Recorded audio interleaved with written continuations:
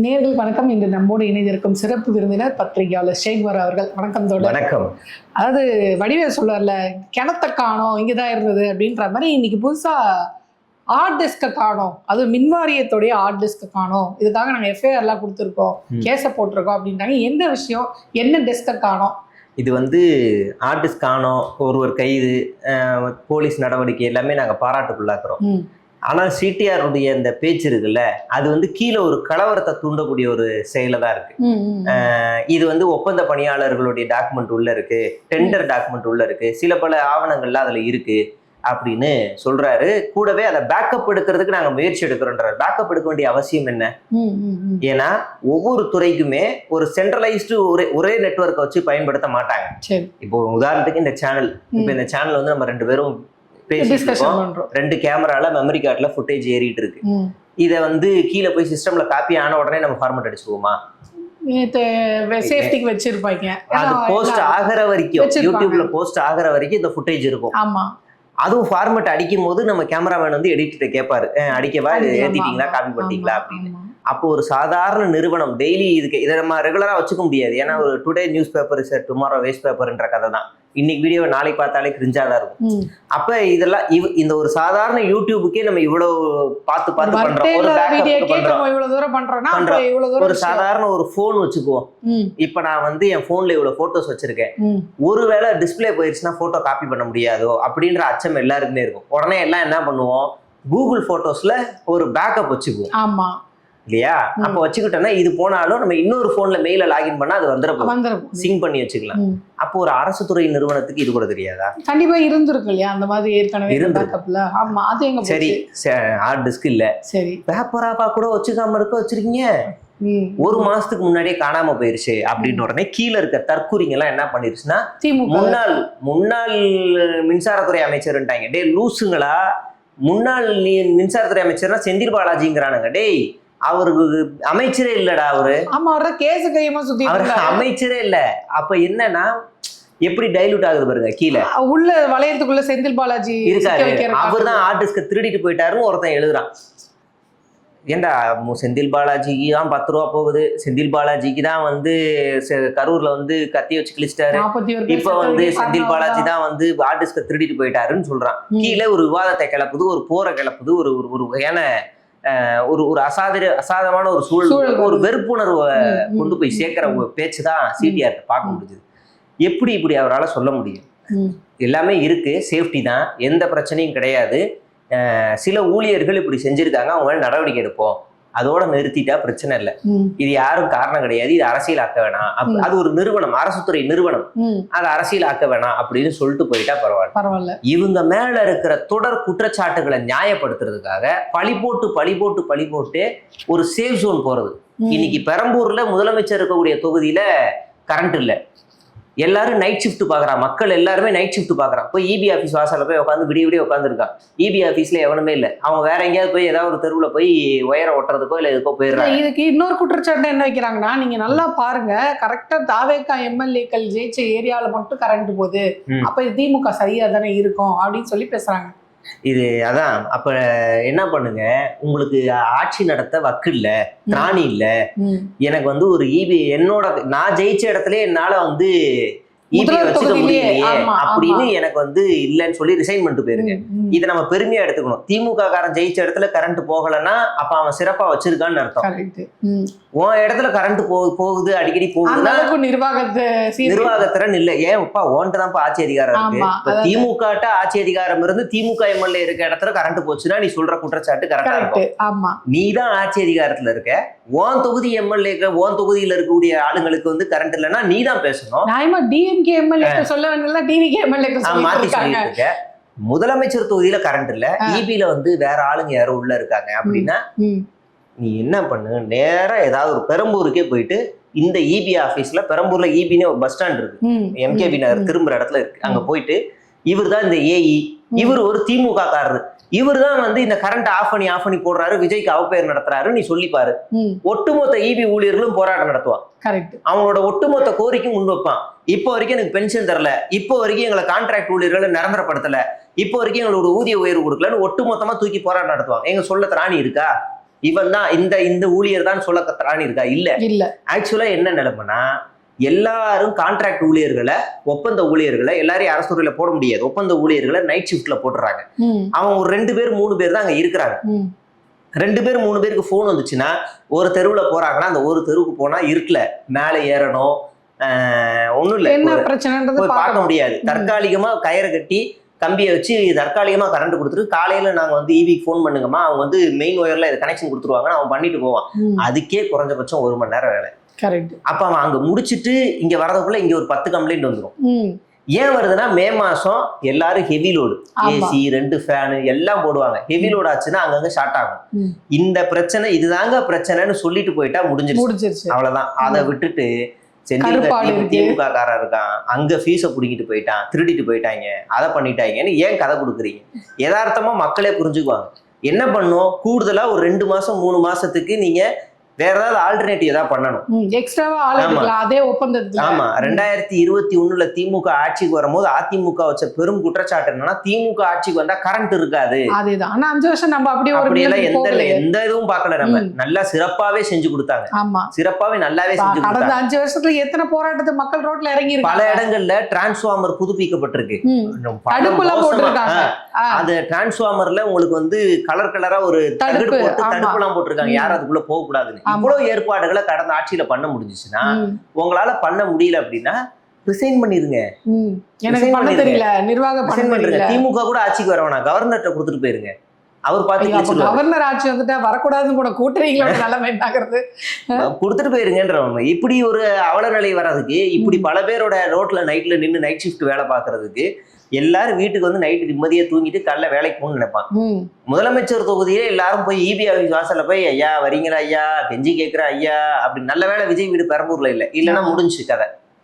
இல்லைன்னா எல்லாரும் சூற விட்டுருப்பாங்க. ஜாலியா பனையூர்லயே தூங்கிட்டு இருக்காரு, அவ்வளவுதான். அப்ப அவர் வீட்டுக்கு ஜென்ரேட்டர் இருக்கு, அவருக்கு எந்த பிரச்சனையும் கிடையாது. அப்ப அவரு ஈஸியா போயிடலாம். அப்ப இங்க என்ன பிரச்சனை, மக்களுக்கான பிரச்சனை ஹார்ட் டிஸ்க் காணோங்கிறீங்க. இது வந்து நம்ப மாதிரியே இல்லை. அது வந்து ஓகே ஹார்ட் டிஸ்க் காணோம் ரைட்டு, ஆனா அதை சொல்ற விதம் இருக்குல்ல, அது வந்து ஒரு கலவரத்தை தூண்டுற விதமாவே இருக்கு. கடைசி வரைக்கும் இவங்க மேல் மட்டத்துல இருக்கிறவங்க அந்த கலவரத்தை லைட்டா அந்த ஸ்பார்க்க பத்த வைக்கிறது. கீழே இவனுங்க முடிவுரை எழுதுறாங்க, பத்தி வச்ச பாப்போம் அப்படின்ற மாதிரி பத்த வச்சு. செந்தில் பாலாஜியும் அமித்ஷாவும் நேற்று ராத்திரி சென்னைக்கு வந்தாங்க. வந்து ஹார்ட் டிஸ்க வந்து செந்தில் பாலாஜி 3வது மாடில இருந்து திருடி இப்படி கீழே தூக்கி போட்டாரு, அமித்ஷா அப்படி கேட்ச் பிடிச்சாரு, அப்படி எழுதுவானுங்க. கூச்ச விடாம எழுதுவாங்க. அமித்ஷா உடனே அங்க இருந்து ஒரு பக்கத்துல ஒரு கார்ல உட்காந்து வேகமா அந்த காரு போயிட்டாரு. அவர்கிட்ட தான் இருக்கு அந்த ஹார்ட் டிஸ்க், அதுல பல மர்மங்கள் இருக்கு. உடனே சவுக்கு மாதிரி எல்லா ஆளுக்கும், ஃபெலிக்ஸ் மாதிரி ஆளுங்கெல்லாம் அந்த ஹார்ட் டிஸ்க்ல தான் ஒட்டுமொத்த கடனை எப்படி அடைக்க போறோன்ற யுத்தியே இருக்கு. அவங்க ஒரு பக்கம் பேச ஆரம்பிச்சிருவாங்க. அதனாலதான் எங்களால கடன் அடைக்க முடியல, இது காணாம போனதுனால காணாம போயிடுச்சு அப்படின்ற அளவுக்கு இவங்க நெரேட்டிவ் செட் பண்றதுக்கு ரெடி தான். பழி போடணும்னு முடிவாயிருச்சுன்னா எப்படிப்பட்ட பழியை வேணாலும் போட்டுருவாங்க. சாவேகா வந்து ஆட்சிக்கு வந்ததுல இருந்து இயற்கையை சதி பண்ணுது, உலக வரலாற்றிலேயே இப்பதான் தமிழ்நாட்டுல அதிக வெயில் பரவுதான் அப்படின்னு பேசிடுவானுங்க, கூச்சம் எல்லாம் பேசிடுவாங்க. அதை நம்புறதுக்கு இங்க ஒரு கூட்டம் இருக்கு. அந்த கூட்டம் கொஞ்ச நாள்ல டைவர்ட் ஆயிரும். ஆமா இதெல்லாம் கரெக்ட், நான் ஏன் நம்புறேன். இப்ப ஆட்சி அதிகாரம் அப்ப திமுக இருந்துச்சு, நீங்க சொன்னீங்க, நாங்க எல்லாத்தையும் நம்புறோம். இப்ப ஆட்சி அதிகாரம் உங்ககிட்ட இருக்கு, நீங்க சொல்றதெல்லாம் நான் ஏன் நம்பணும் அப்படின்னு ஒரு கேள்வி தானா எழ ஆரம்பிச்சிடும். அப்ப இவனுக்கு வந்து மாட்டுவானுங்க. சரி, இங்க இருக்க ஜென்சி கிட்ஸை வந்து இந்த மாதிரி பண்ணி ஒரு ஆட்சி மாற்றத்தை கொண்டு வந்தாங்க அப்படின்னு பார்த்தோம்னா, இப்போ டெல்லியில ஒரு ஜென்சி கிட்ஸ் எல்லாம் ஒன்னா சேர்ந்து மிகப்பெரிய போராட்டத்தை வந்து முன்னெடுக்க போறதா வருது. அது ஜூன் 6.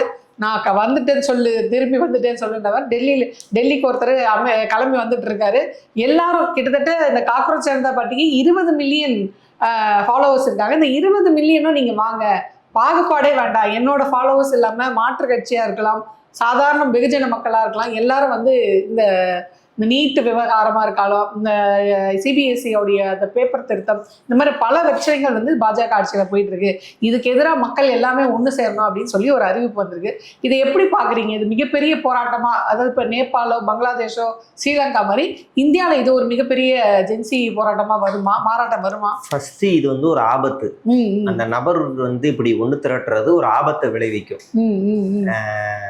இது எப்படிப்பட்ட விளைவுகளை ஏற்படுத்தும்னா, இப்ப இருக்கிற யங்ஸ்டர்ஸ் வந்து ஒரு மூர்க்கமான யங்ஸ்டர்ஸா இருக்கிறாங்க, யதார்த்த நிலையை புரிஞ்சுக்காத ஒரு யங்ஸ்டர்ஸா இருக்காங்க. அவங்ககிட்ட நம்ம போய் பொறுமையா பேச முடியாது. இல்ல அது நீங்க தமிழ்நாட்டுல இருக்க ஜென்சி வரையும் ஓகே, ஆனா இவங்க ஏன் நேபாள்ல வந்து அமைச்சரவையில இருக்கிற முக்கியமான அரசியல்வாதிகளை அவங்க என்ன பண்ணாங்க, அடிச்சு விரட்டி கொளுத்தி விட்டு. இங்க இலங்கையிலேயே அதான் நடந்துச்சு. அதுக்கு காரணம் என்ன, பின்னாடி போய் பார்த்தா சோசியல் மீடியா, மெட்டா தான் மெயின் காரணமா இருக்கு. இங்கேயும் அதேதான், சோசியல் மீடியா மெட்டா தான் மெயின் காரணம். இன்ஸ்டாகிராம்ல அவ்வளவு ஃபாலோவர்ஸ் ஏத்தி கொடுத்து ஒரு மாற்றத்தை கொண்டு வர வைக்கிற வேலையை பொலிட்டிக்கல் ப்ரொபகண்டாவை மெட்டா பண்ணிக்கிட்டு இருக்கு ஒவ்வொரு நாட்டிலையும். அப்ப இங்க இருக்க யங்ஸ்டர்ஸ் நம்மள ஒருத்தன் போராட்டத்தை கூப்பிடுறான்னா அவன் ஏன் கூப்பிடுறான், அவன் கூப்பிட்டு அந்த இடத்துக்கு போனா அங்க என்ன நடக்கும், அதனுடைய விளைவுகள் என்ன, அவனோட ஐடியாலஜி என்ன, மாற்றம்னு சொல்ற மாற்றம் அந்த இடத்துல நிகழுமா, நாம வந்து அகற்றணும்னு நினைக்கிற ஒரு ஆட்சியை அகற்றிட்டா அடுத்து யாரு வருவா, அவன் நம்ம நினைக்கிறத செய்வானா அப்படின்னு ஒரு லாங் விஷன்ல யோசிக்கணும். பட் ஆனா அவங்களுடைய கேள்விகள் சரியா தானே இருக்கு. கல்வி அமைச்சர் தர்மேந்திர பிரதான் அண்ணாமலையோட கேள்வி கூட தான் சரியா இருக்கு. அதுக்காக அண்ணாமலையை தூக்கி அமைச்சரவையில உட்கார வைக்க முடியுமா, முதலமைச்சர் ஆக்க முடியுமா சொல்லுங்க.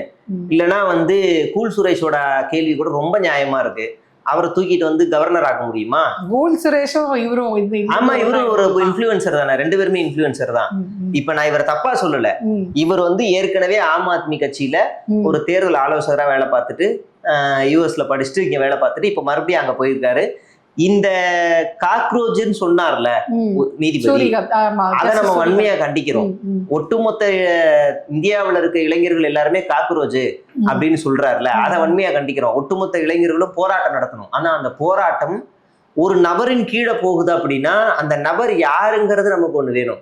அந்த நபர் இதுக்கு முன்னாடி இந்தியாவிலே இல்ல, யாருன்னே தெரியாது, ஒண்ணு எழுத்துறாரு. இப்ப நான் அந்த நபரை விட ஒரு 20 முக்கியமான பல கோரிக்கைகளை நான் முன்னிறுத்துவேன். எனக்கு ஒன்னும் ஒரு ஐடியாலஜி இருக்கு, அந்த நபருக்குன்னு என்ன ஐடியாலஜி இருக்கு, அந்த ஆளு லெஃப்டா ரைட்டா, கம்யூனிசம் பேசுறாரா இல்ல வேற ஏதாவது பேசுறாரா, அவர் நாங்க மாற்றம்ன்றாரு, எதுவுமே சொன்னார்ல அந்த மாதிரி நாங்க அங்க ஒரு. இப்ப நம்ம ஒண்ணு கேக்குறோம், தேர்தல் ஆணையம் வந்து சொல்லாம வாக்குகளை நீக்கினா தேர்தல் அதிகாரிக்கு ஜெயில் தண்டனைன்னு சொல்லி ஒரு வாக்குறுதியை கொடுக்குறாரு, அது சாத்தியமா? சாத்தியம் இல்லதான், ஆனா அது கேட்க இனிமையா இருக்கும், நல்லா இருக்கும். உச்சநீதிமன்ற நீதிபதிகள் ஓய்வுக்கு பிறகு எம்பி ஆகக்கூடாதுன்னு ஒரு விதிமுறை இருக்கு, அது கேட்க நல்லா இருக்கும். ஆனா அது சாத்தியமா அப்படின்னு பார்த்தா அது வந்து அவங்க அது சட்டத்தின்படி நடக்கக்கூடிய ஒரு விஷயம். அது இப்போ பிஜேபி ஆட்சிக்கு வந்து நிறைய சட்டங்களை திருத்தி அவங்களுக்கு வேண்டிய மாதிரி சட்டத்தை மாத்தி நடைமுறைப்படுத்தி இருக்காங்க. இப்போ ஒரு நல்ல ஒரு எம்பி இருக்காரு, ஒரு நல்ல நீதிபதி இருக்காரு, அழகான ஒரு சரியான நீதிபதி, இடதுசாரியான ஒரு நீதிபதி இருக்காரு. இப்ப இவனுங்களை மாதிரி ஒருத்தனுங்க ஒரு சட்டம் கொண்டு வரானுங்க. அந்த நீதிபதி ஓய்வு பெற்றதுக்கு அப்புறமா அவர் நாடாளுமன்றத்துக்கு போனா அவருடைய சேவை இந்த நாட்டுக்கு தேவைன்னு ஒண்ணு இருக்கு அப்படின்னும் போது இந்த சட்டம் அவர் தடுக்கும்ல. பட் ஆனா இங்க அதிகப்படியாக இருக்கிறது பாஜகவுக்கு ஆதரவாளர்கள் தானே. இப்ப அதை உடைக்கிறது வேற வழி இருக்கு. நீதித்துறையிலே RSS ஆட்கள் தான் வந்து புறையோடி போயிருக்காங்க. அதிகமா இப்ப வெளிவந்த பட்டியலே குறிப்பிட்ட சமூகத்தை சார்ந்தவங்க தான் இருக்கிறாங்க அப்படின்றது நம்மளுக்கு தெரியும். சரி, இப்ப இது ஜனநாயக நாடு தானே, கண்டிப்பா இது சர்வாதிகார நாடு. RSSம் பாஜகவும் இருந்தாலும் நம்மளால இங்க பேசக்கூடிய சுதந்திரம் இருக்கு, நம்ம அடைய வேண்டிய இலக்குன்ற ஒண்ணு இருக்குன்னா அதை அடையிறதுக்கு ஒரு லாங் ப்ராசஸ் தான். ஆனா இல்லைன்னு சொல்லல, அதை அடைய முடியும். நீங்க அதுக்காக நேபாள் இலங்கை மாதிரி ரோட்ல இறங்கி பொது சொத்துக்களை சேதப்படுத்தி போராட்டம் தானே அவங்க அறிவிச்சிருக்காங்க, அப்படி நடக்காதுல்ல, எந்த உத்தரவாதம்? அப்படிதான் இல்ல, அப்படிதான் இந்த நாட்டுல நடந்த போராட்டமும் ஊர்வலமா தான் வந்துச்சு. அது எங்க கலவரமா மாறுச்சு? அதுவும் அப்படிதான் கேட்டுதான் பர்மிஷன் வாங்கினாங்க. ஜென்சிஸ் ஒண்ணு கூடுறாங்க அப்படின்னா அதை வந்து கட்டுப்படுத்தலாம் முடியாது நம்மளால, அது ரொம்ப ரிஸ்க், அதுல ரிஸ்க் ஃபேக்டர் ரொம்ப இருக்கு. அப்போ இந்திய அளவில் இருக்கக்கூடிய உளவுத்துறை இதுல ரொம்ப கான்சியஸா இருக்கணும். மற்ற நாடுகளுக்கு நடந்த மாதிரி நம்ம நாட்டுக்கு நடக்கக்கூடாது. நீங்க பாஜக எனக்கு பரம எதிரி, அது ஒரு திருட்டு கட்சி தான், மோசமான கட்சி தான், அதை நான் எதிர்க்க போறேன், அதுல எந்த கருத்தும் இல்லை, எந்த வேறுபாடும் இல்லை. ஆனா அதை நான் எப்படி எதிர்க்க போறேன்றதுன்னு எனக்கு ஒரு நோக்கம் இருக்கு. அந்த நோக்கத்துல நான் எப்படி எதிர்க்க போறேன்? அவனை அடிச்சு ரத்தம் வர வச்சு அவனை இயக்க போறேன்னா, இல்ல அவனை ஜனநாயக ரீதியா நான் அவனை மாற்ற போறேன்னா? கடந்த 15 3வது தடவை அவங்க வந்திருக்காங்க, நம்ம எதிர்த்துட்டே இருக்கோம், ஆனா அவங்க வந்துட்டே தானே இருக்காங்க. வேற எப்படி இவங்களை நம்ம எதிர்த்து அவங்கள வந்து அவங்க கிட்ட இருந்து மீண்டு வர முடியும்? அதுக்கான ஜனநாயக ரீதியா நமக்கு தேர்தல் ஒண்ணு வச்சிருக்கோம். தேர்தல் தான் அவங்க கட்டுப்பாட்டுல இருக்கு, தேர்தல் பலமா இருக்கான், அவன் பலமா இருக்கான். தேர்தல் ஆணையம் பாஜகவின் கட்டுப்பாட்டில் இருக்கிறதா? சரி, இப்ப காங்கிரஸ் வரும்போது தேர்தல் ஆணையம் யார் கட்டுப்பாட்டுல இருந்துச்சு? அப்போ கேக்குறாங்கல்ல, இப்ப நம்மளே தான் காங்கிரஸ் வரும்போது சிபிஐ யார் கட்டுப்பாட்டுல இருந்துச்சு? அதாவது வேலையை அது செஞ்சது அப்படிலாம் இல்ல, காங்கிரஸ் கட்டுப்பாட்டுல இருந்துச்சு. காங்கிரஸ் கட்சியில இருக்கும்போது ஆராசா மேல வழக்கு வந்துச்சு. போலீஸ்ல. காங்கிரஸும் பாஜகவும் வேற வேற இல்லன்ற மாதிரி தானே இருந்துட்டு இருக்கு. மத்தியில யார் ஆட்சிக்கு அவங்க வந்தாலும் கட்டுப்பாட்டுல கீழே இருக்க நிதி அந்த துறைகள் எல்லாமே அவங்க கட்டுப்பாட்டுக்கு போயிடும். அது ஒரு விமர்சனம் தான், நாம அதை எதிர்க்கணும் தான். அதுக்காக வந்து இது ஒரு வழியா அப்படிலாம் இல்ல. நாம இப்ப செஞ்சு போன இந்தியா கூட்டணியை மறுபடியும் ஒன்றிணைக்கணும். அதுக்கு பலப்படுத்தணும்னா அந்தந்த கட்சிகள் அந்தந்த மாநிலங்கள்ல இன்னும் எஃபிஷியண்டா ஒர்க் பண்ணணும்.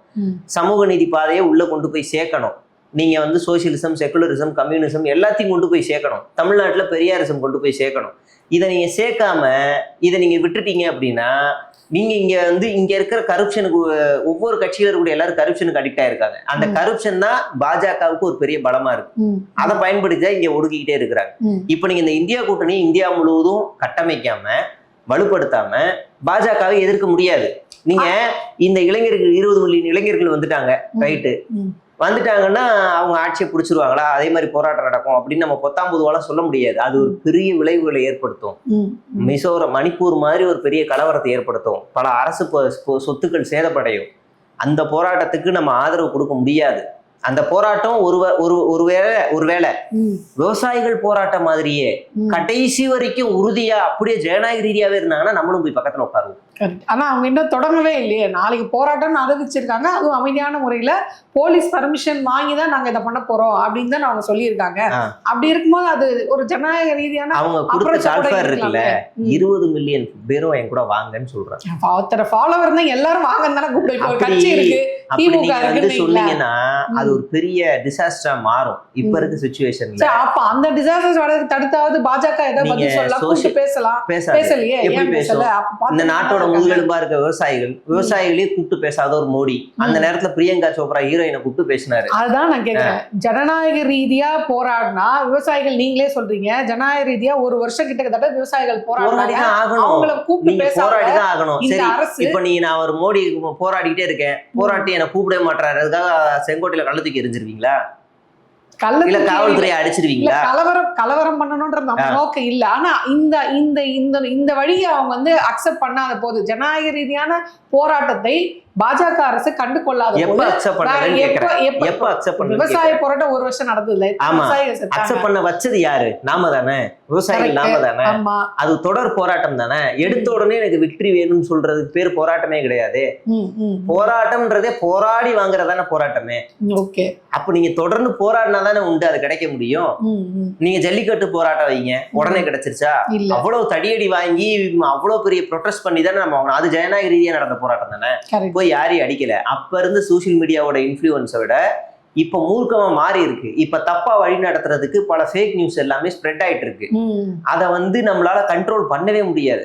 அது இந்தியாவில் இருக்க டெக்னிக்கலாலேயே யாராலையும் அதை கண்ட்ரோல் பண்ண முடியாது. அப்ப இன்னைக்கு எல்லாமே மாறி இருக்கு. இந்த கூட்டம் வந்து களத்துல போய் கேம்பஸ் வாரியா, இல்ல தொழிற்சாலைகள் வாரியா, இல்ல வீதி வீதியா, வீடு வீடா போய் மக்களை கூப்பிட்டு போராட்டத்துக்கு வாங்கன்னு கூப்பிடல.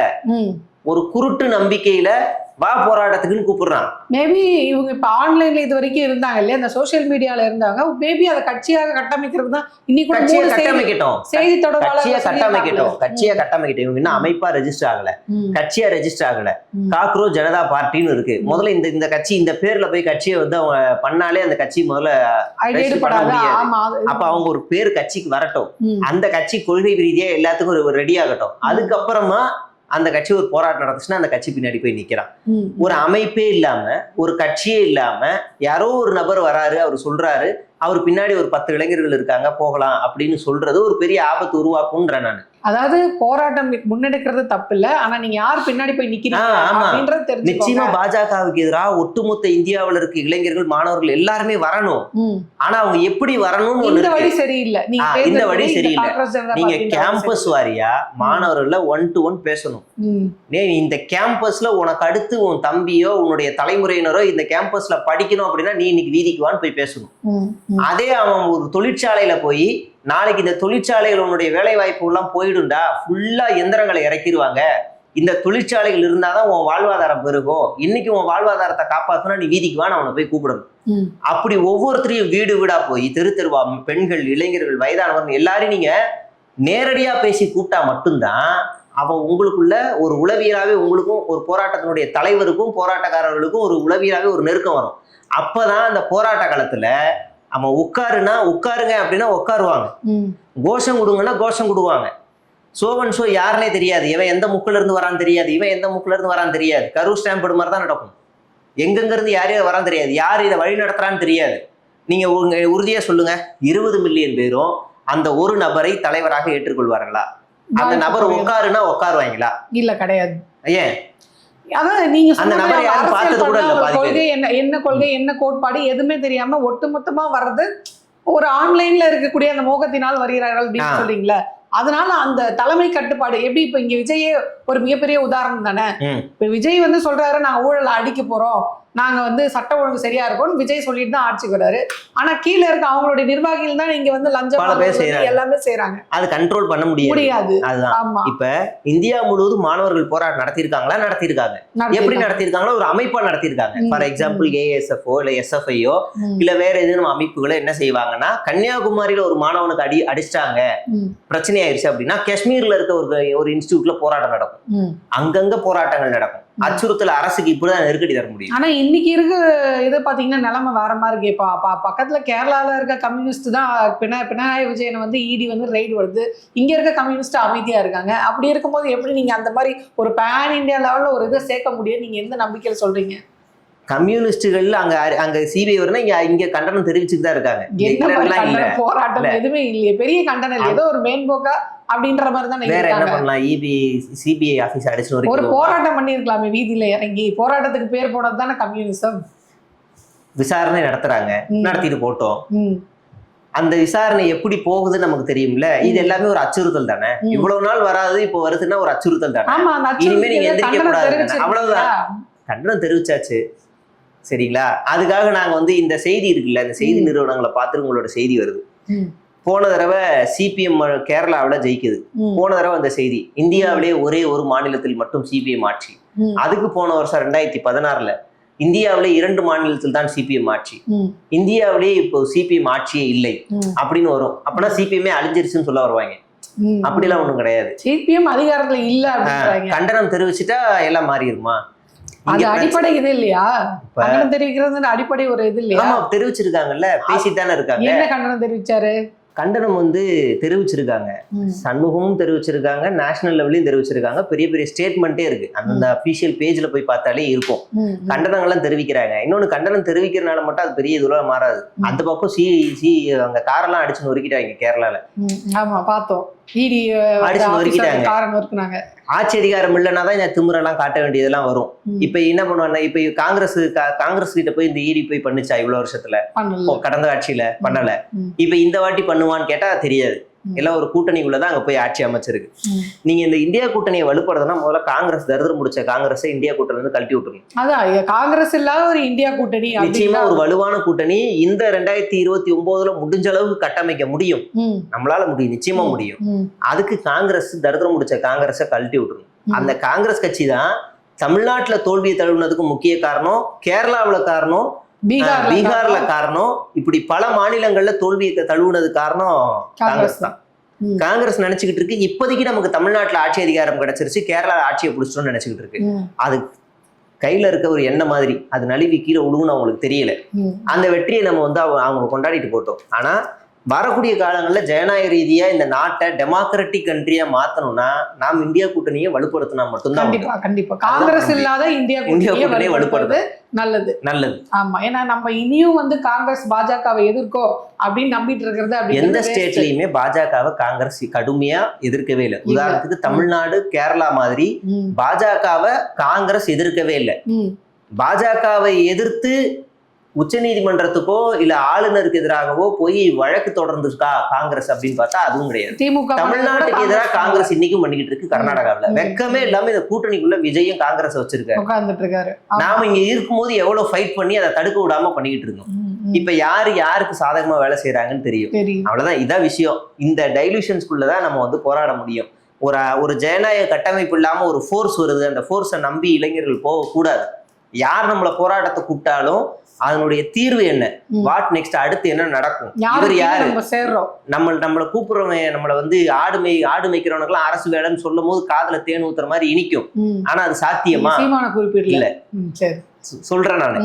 அந்த மாதிரி நாங்க வந்து என்ன சொன்னாலும் இனிக்கும், இளைஞர்களுக்கு நீங்க எல்லாமே இனிக்கும். ஆனா அது சாத்தியமான்னு கேட்டா சாத்தியம் கிடையாது. இந்த அரசால எல்லாருக்குமே அரசு வேலையை கொடுக்க முடியாது. வீட்டுக்கு ஒரு அரசு வேலைன்றதெல்லாம் வாயில வடை சுடுற மாதிரி, அதெல்லாம் சாத்தியம் இல்ல. இப்ப நீங்க விஜய் குறிப்பிடல இப்படி சொல்ல யாரும் சாத்தியம் இல்ல. அது வந்து நடைமுறை சிக்கல், பல சிக்கல்கள் இருக்கு, வாய்ப்பு இல்லை.